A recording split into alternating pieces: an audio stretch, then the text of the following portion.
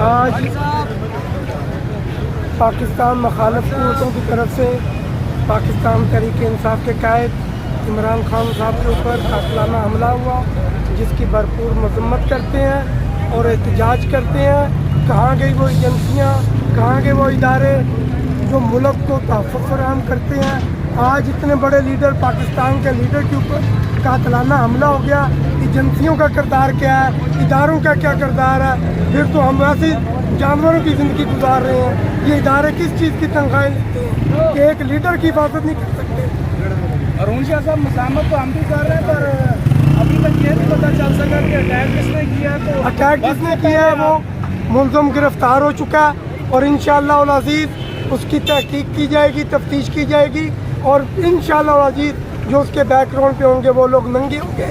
जो लोगों को नंगे करते रहे हैं आज वो लोग नंगे होंगे। सर, ये तो बात की बात है, लोग वो नंगे होंगे, लेकिन इस टाइम जो अभी मसला चल रहा है, आपको पता है इस टाइम ड्यूटी का टाइम भी है, लोगों को मसला परेशानी होगा। क्या ये आपके नज़रियात के मुताबिक ये ठीक फैसला रोड ब्लॉक करने का? सर, अवाम के पास रोड ब्लॉक करने के अलावा और कौन सा फैसला?